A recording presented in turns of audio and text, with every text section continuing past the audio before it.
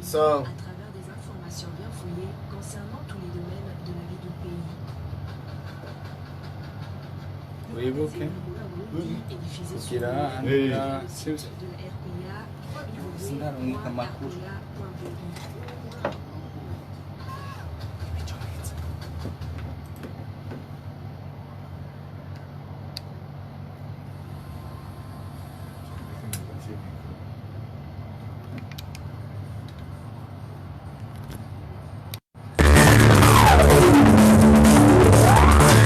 Mesdames et messieurs, bonsoir et bienvenue au magazine Humura Burundi de ce 20 septembre 2020. Passons sans tarder aux grandes lignes de cette édition. Décuplement des activités paramilitaires, rondes nocturnes et sports collectifs de la milice Imbonerakure sur le territoire du Burundi. Dans ce journal, nous nous rendons dans les provinces Muramvya et Kirundo. Bilan plutôt négatif quant aux réalisations du gouvernement Ndayishimiye dans le secteur de l'économie. Vous allez également le suivre dans cette édition. Et enfin, la rubrique Uwahuka. Dans la rubrique Uwahuka de ce soir, nous analysons la mise en application de la décision prise par l'actuel ministre de la Justice ordonnant la comparution de tous les prisonniers devant la justice. Et voilà pour le sommaire. À la présentation, Trésor Nyongabo, Fabrice Ndimurukundo et M. Steve Nyungeko de l'autre côté de la cabine technique. Ouvrons ce journal par la page sécurité, intensification des activités paramilitaires des Imbonerakure de la colline Ruhinga, zone Shombo en province Muramvya. À la tombée de la nuit, ils effectuent des rondes à main armée pendant lesquelles ils arrêtent et font emprisonner à leur guise des personnes parmi la population qu'ils accusent d'être de mèche avec les groupes rebelles. Les détails avec Walter Kwizera. Depuis l'apparition des groupes armés dans différents coins du pays, dans la zone Shombo, les Imbonerakure ont commencé à effectuer des patrouilles nocturnes. Certains d'entre eux portent des tenues militaires et ils sont aussi armés. Certains des armes à feu et d'autres des armes blanches. Ils ont d'ailleurs déjà fait des victimes. Au cours de cette semaine, ils ont tiré sur des gens qui rentraient à leur domicile. Les victimes sont le surnommé Kikwete et un de ses amis. Heureusement, ces personnes ne sont pas mortes. Elles ont uniquement été blessées. Avant cela, un certain désiré avait été aussi blessé par machette. Pour le moment, toutes ces victimes sont à l'hôpital. Donc pendant la nuit, sur toutes les collines de la zone Shombo, on y trouve des Imbonerakure en train de patrouiller. Actuellement, l'activité principale des Imbonerakure de la zone Shombo, c'est la chasse aux jeunes des partis politiques de l'opposition. Plus de 3 jeunes ont été jusqu'ici arrêtés.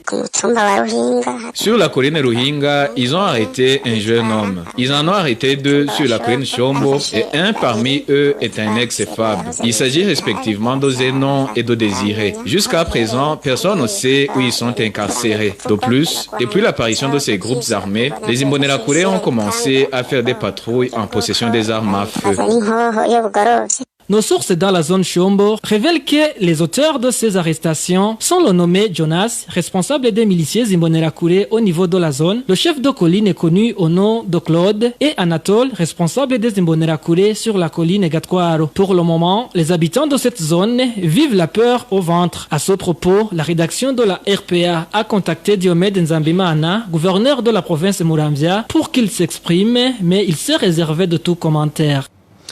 Walter Kwizera, reprise du sport collectif par les Imbonerakure de la commune Bwambarangwe en province Kirundo depuis 2 semaines. En plus de ce sport, ces Imbonerakure effectuent aussi des rondes nocturnes en tenue imperméable de la police. Emmanuel Ndayishimiye pour plus de détails. Le sport collectif pour ce dimanche a débuté vers 5h du matin. Des Imbonerakure s'étaient rassemblés d'abord par colline, ensuite par zone. À partir de leur zone, ils ont effectué une marche pour venir faire le plus grand rassemblement au chef-lieu de la commune. En tout, ils étaient des Imbonerakure en provenance de 18 collines de la commune Bwambarangwe. Ce témoin indique que ces Imbonerakure portaient de t-shirts du parti CNDD-FDD et et les bottines des militaires pour certains d'entre eux.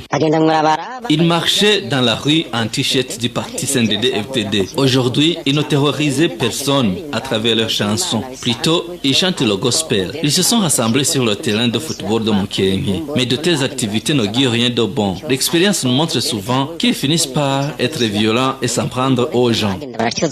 Ce même témoin révèle que ces Imbonerakure font des rondes nocturnes, certains portant même des tenues militaires. Une autre chose que nous remarquons, ça fait 2 semaines qu'ils ont repris avec des rondes nocturnes et certains sont en tenue militaire et d'autres portent des imperméables policiers. Les habitants de la commune Bwambarangwe s'inquiètent et de ces sports collectifs et de ces rondes. Nous n'avons pas pu joindre Jean-Claude Kignoni, administrateur de la commune Bwambarangwe. Merci à toi Emmanuel Ndaishimiye. Une courte pause et poursuivons avec ce journal.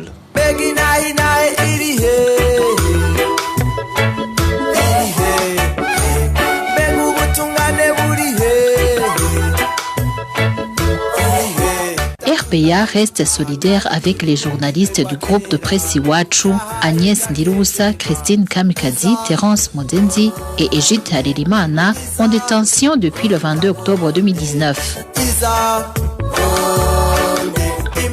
Ils ne sont victimes que de leur métier de journaliste.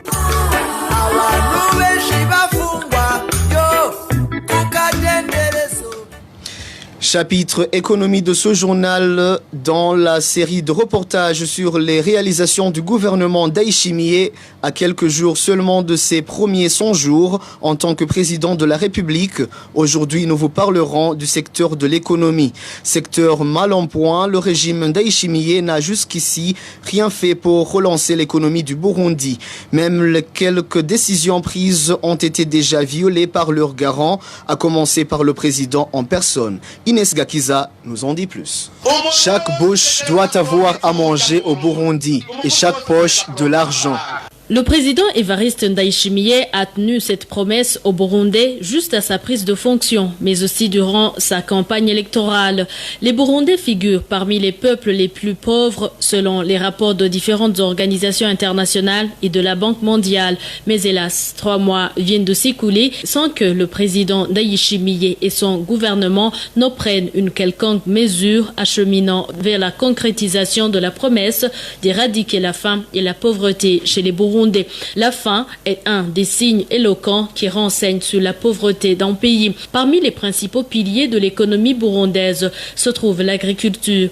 L'agriculture fait vivre plus de 80% de Burundais et compte pour 40% du PIB. Toutefois, ce secteur est parmi les moins développés et les moins priorisés et aucune mesure n'a encore été prise par le nouveau régime pour corriger ces manquements du précédent. À côté de l'agriculture, l'économie du Burundi est aussi régulée par les investissements dans le pays et les dons et aides de ses partenaires étrangers, des facteurs qui permettent au pays d'avoir des devises et aux Burundais de trouver de l'emploi.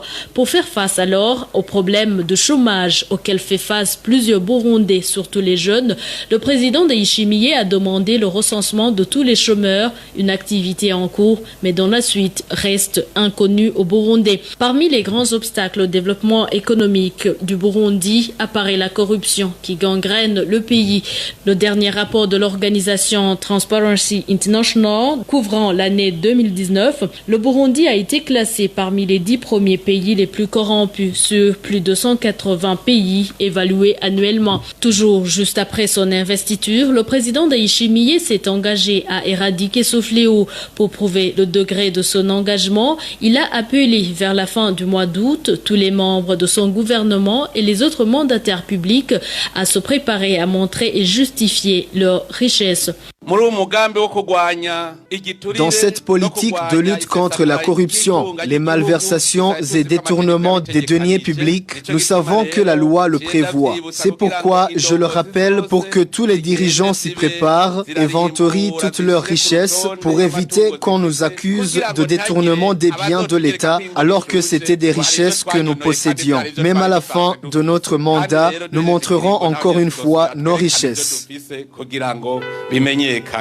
Ce jour-là, il leur avait donné juste 2 semaines pour préparer leur déposition, mais bientôt, un mois après, ni lui, ni les autres membres de son gouvernement, personne ne l'a encore fait. Les économistes expliquent que l'économie est en premier régulée par la politique du pays. Tant que donc le président Ndayishimiye n'a pas encore revu la politique appliquée par le CNDD-FDD, le développement économique du Burundi restera difficile selon les économistes. Merci également à Inès Gakidza.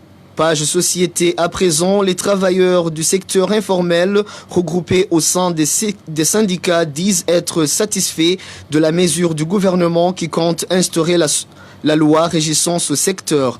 Calixte Kubgimana, président de la Fédération nationale des travailleurs du secteur manufacturier de l'informel, demande toutefois qu'il y ait des mesures qui permettront que cette loi soit appliquée. Suivez. Au sein de la fédération FNTMI, nous avons chaleureusement accueilli l'annonce de la loi dans ce secteur. Nous remercions le gouvernement sur cette pas franchie, car il y a très longtemps qu'on revendiquait qu'il y ait la loi régissant le secteur informel. Nous demandons au gouvernement de collaborer avec les associations dans ce secteur pour qu'il y ait des mesures qui accompagnent cette loi. Quand cette loi sera appliquée, les lois de ces travailleurs seront respectées et ils auront un léger mieux dans leur famille et les caisses de l'État auront de l'argent. C'était Calixte Kubgimana, président de la Fédération nationale des travailleurs du secteur manufacturier de l'informel. Parlons à présent éducation, l'inquiétude des parents des élèves de l'école privée Isoko, située à la 4e avenue de la zone Mutakura. Ils pensent qu'ils seraient victimes d'une escroquerie en faisant inscrire leurs enfants à une école hors norme. Ces parents indiquent que même les autorités de cette école ne préfèrent pas donner des éclaircissements sur les inquiétudes soulevées. Ils demandent aux autorités habilitées de faire une descente sur cette école avant qu'il ne soit trop tard. Le point avec Éloge Divin Remesha. L'école Isoko a ouvert ses portes au cours de l'année scolaire en cours 2020-2021. Elle est située à la 4e avenue du quartier Mutakura. L'école Isoko est une école privée qui comprend les cycles de la maternelle jusqu'en 9e année de l'école fondamentale. Les parents disent qu'ils ont fait inscrire leurs enfants, espérant que cet établissement remplit les normes, mais au fil du temps, certains craignent qu'ils ne se soient trompés. Ce samedi, lors de la réunion des parents et des autorités de l'école, les parents ont indiqué avoir été sidérés par ce qui s'est passé. Un des parents relate. Nous avons demandé si l'école a un agrément, mais malheureusement, la représentante de l'école nous a répondu que c'est nous qui connaissons la réponse. Nous ne savons pas réellement si l'école a été agréée. Il s'observe également un manque d'enseignants et de matériel. Nous avons insisté pour avoir des explications à ce sujet, mais les autorités ne nous ont pas répondu, arguant que les réponses seront transmises au comité. Il s'en est suivi des mésententes jusqu'à ce que le directeur nous intimide en nous disant qu'il va appeler des policiers. Les parents des élèves de l'école Isoko ajoutent qu'ils ont également été surpris de la manière dont ont été écartés certains parents dans la mise en place du comité des parents. Une décision qui a accentué les craintes des parents. Les autorités ont rejeté les notes de la majorité des parents que nous avons élus pour qu'ils fassent partie du comité, alors que ce sont eux aussi des enseignants. Peut-être que la représentation de l'école a eu peur. Que ce soit la représentante, son vice ou le directeur, personne ne nous a dit son nom. Ils nous ont dit que leurs noms nous seront communiqués par le comité qu'ils ont eux-mêmes mis en place sans notre consentement. Les parents demandent à la direction communale de Nahangwa d'effectuer une descente urgente à cette école afin qu'ils sachent s'il faut qu'ils amènent leurs enfants à une autre école à temps. À ce propos, la RPA a essayé de joindre Nicolas Kirehane, le directeur communal de l'enseignement à Nahangwa, mais il n'a pas répondu à notre appel. Retrouvez les différentes productions de la RPA sur Facebook, YouTube, Twitter et sur www.rpa.bi. Place maintenant à la rubrique Uwahuka comme promis, à 5 jours seulement du terme du délai de 2 mois fixé par l'actuel ministre de la Justice pour que tous les prisonniers non encore entendus puissent comparaître devant la justice. Cette mesure aurait-elle été mise en application? C'est le sujet que nous allons aborder dans la rubrique Uwahuka de ce dimanche qui vous est présentée par Nadège Irakoze.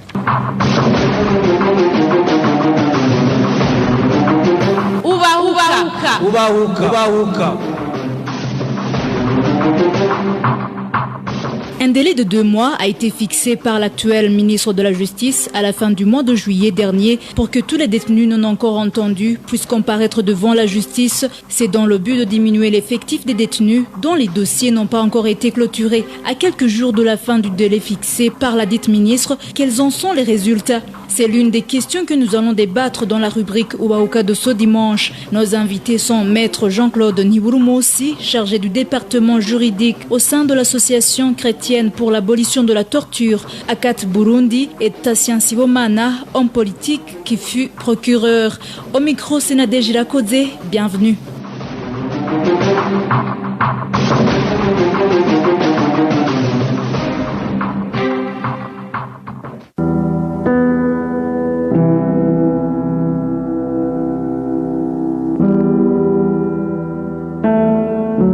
Un délai de 2 mois a été déterminé par l'actuel ministre de la Justice, Janine Nibizi, pour que tous les détenus puissent comparaître devant la justice. Cette mesure a été prise par la ministre en date du 24 juillet 2020 à Gitega lors de la réunion avec tous les responsables des juridictions et parquets. tuzogerageza kugabanya urugero rushimishije abanyororo bafunzwe bataracirika imanza uravye.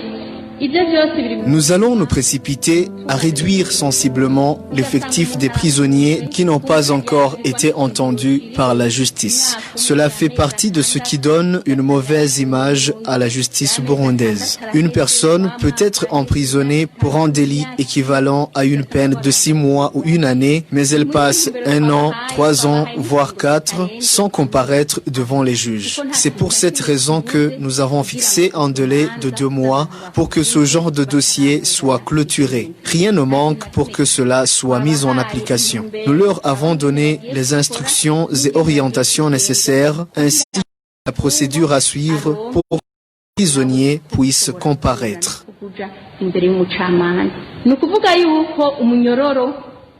Si un prisonnier a été condamné, cela signifie que s'il advient une grâce présidentielle, par exemple, il peut en jouir. Quand le prisonnier a déjà écopé une certaine période de sa peine en prison, il peut bénéficier d'une libération conditionnelle. Si par contre, il n'a pas encore comparu devant la justice, il ne peut pas profiter de ce type de faveur.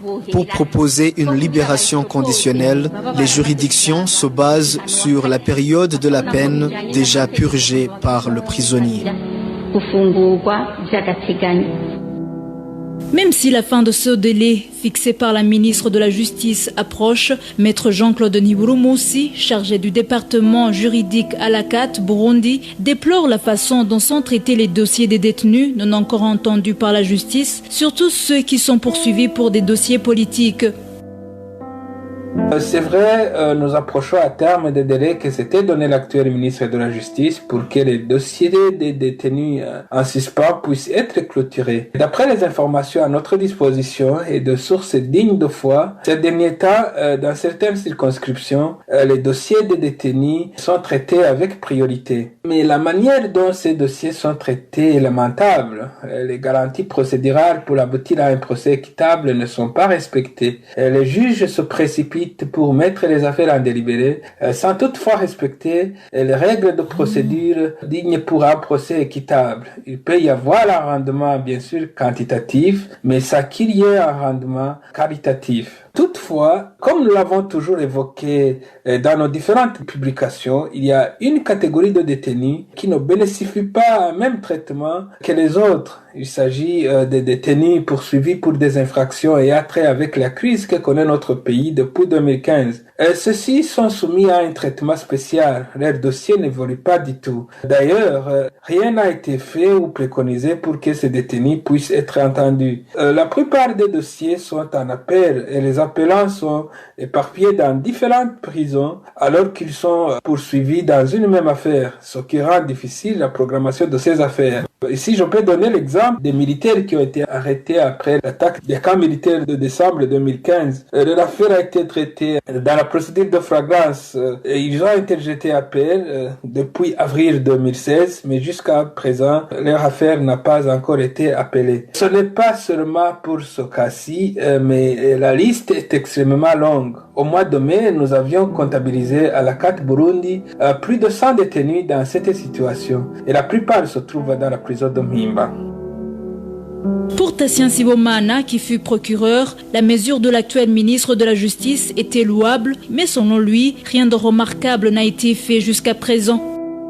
On avait suivi avec beaucoup d'intérêt son premier discours, ce que je pouvais considérer comme une des activités phares qu'elle avait annoncé lors de son discours. Et on avait salué cela. C'était une très bonne initiative. Mais 2 mois bientôt après, il est malheureusement à constater que les paroles n'ont pas été traduites dans les faits. Ça peut avoir plusieurs raisons. D'abord, est-ce que réellement les mesures d'accompagnement pour que justement la promesse soit tenue ont été prises en temps utile? Ça, c'est une question peut-être que je ne peux pas répondre, comme je ne suis pas de très près les rapports tels que donnés par les différents services, les différentes équipes qui auraient été mises en place pour mettre en exécution cet idéal du ministre. Mais au regard de ce qui se passe, il est à constater effectivement que la chose n'a pas avancé tel qu'elle avait souhaité la ministre. C'est parce que le délai qui avait été proposé s'est révélé court, ça peut être vrai. Est-ce que c'est pour d'autres raisons, notamment le blocage qui peut être lié au manque d'indépendance de l'appareil judiciaire? Ça peut être aussi une raison. Mais pour moi, je me prononcerai de façon la plus aisée après avoir entendu le rapport de la ministre ou du ministère après les 2 mois qui avaient été donnés pour que la situation soit améliorée. Maître Jean-Claude Niburumoussi explique que la mesure de la ministre de la Justice peut produire de bons résultats s'il y a de la bonne volonté. Si la volonté politique est là, tout est possible. Nous avons toujours plaidé pour qu'il y ait des engorgements de prisons. Vu le surnombre dans les établissements pénitentiaires et la crise sanitaire due au coronavirus. La faisabilité est possible car il y a des détenus en détention préventive qui ne présentent pas aucun danger dans la société. Ceux-ci pouvaient être libérés. Il y a aussi des détenus acquittés et d'autres qui ont purgé les peines mais qui croupissent toujours en prison. Ceux-ci devraient d'abord être libérés en priorité. Il y a d'autres qui ont purgé les peines d'emprisonnement, mais qui sont retenus en prison parce qu'ils n'ont pas encore payé l'amende. Et cela pouvait être libéré également.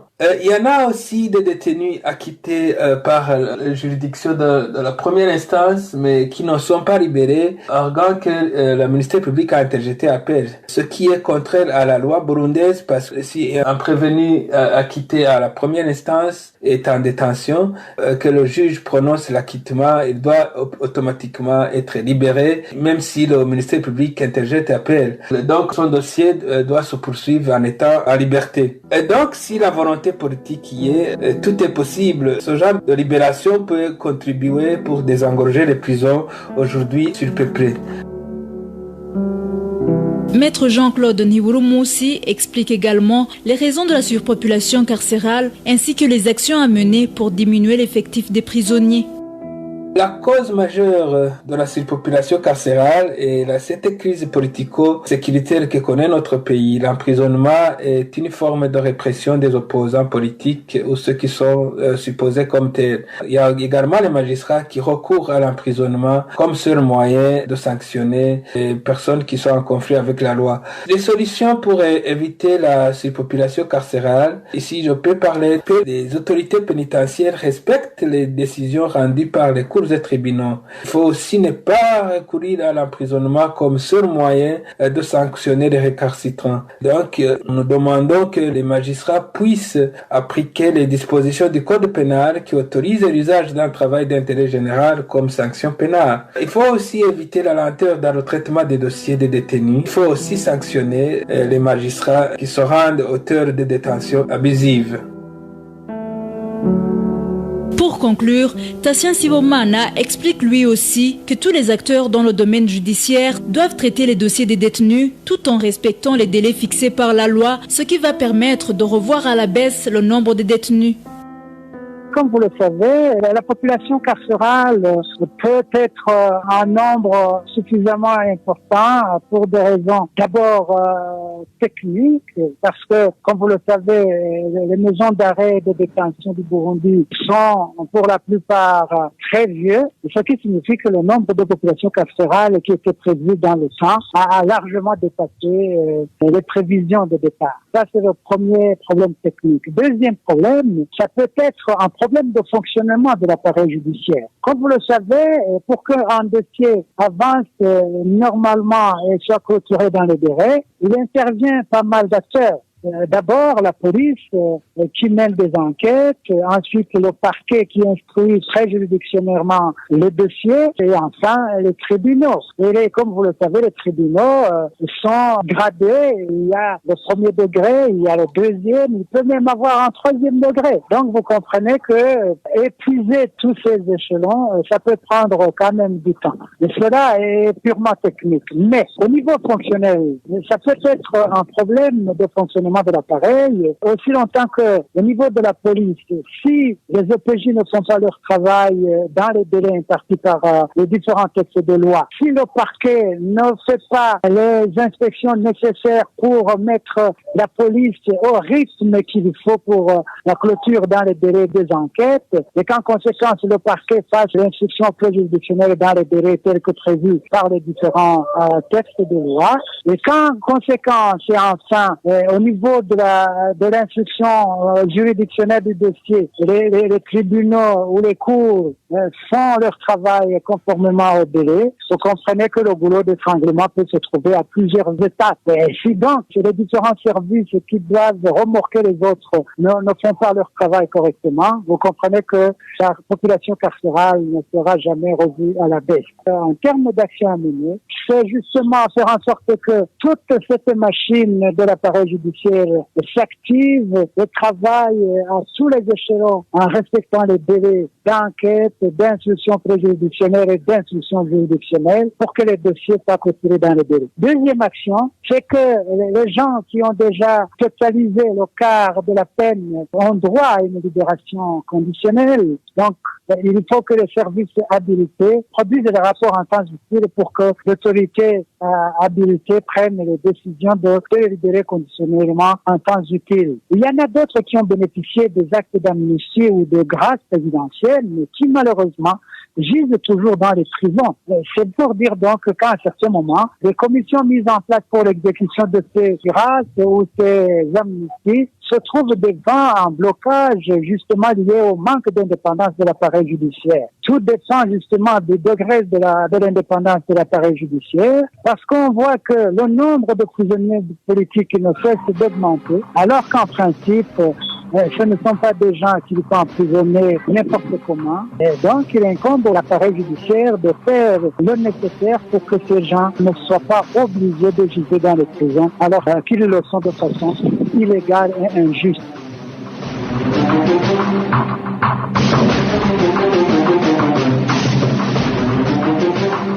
C'est sur la voix de Tassien Sibomana que nous clôturons la rubrique Ubahuka de ce dimanche, qui était centrée sur la mesure de l'actuel ministre de la Justice qui fixe un délai de 2 mois pour que tous les détenus non encore entendus puissent comparaître devant la justice. Merci aux invités. Merci à vous tous qui nous avez prêté une oreille attentive. À la présentation, vous étiez avec Nadège Lakodze. À la prochaine.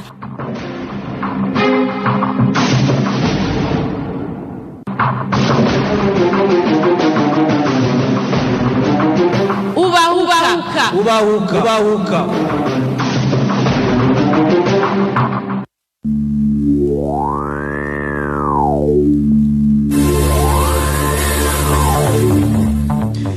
Merci à Nadège Irakodze pour la rubrique Ubahuka et c'est par ici, chers auditeurs de la RPA, que nous bouclons ce journal. Merci à toute l'équipe rédactionnelle de la RPA. Merci à MS Steve Niungeko et à Fabrice Ndimurukundo pour leur assistance technique.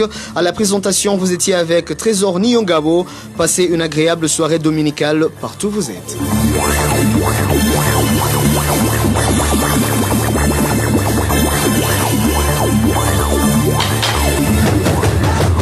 C'était le magazine Rumura Burundi. Un magazine comptant pour relier les Burundais en exil et ce toujours au pays à travers une information de qualité. Bakira!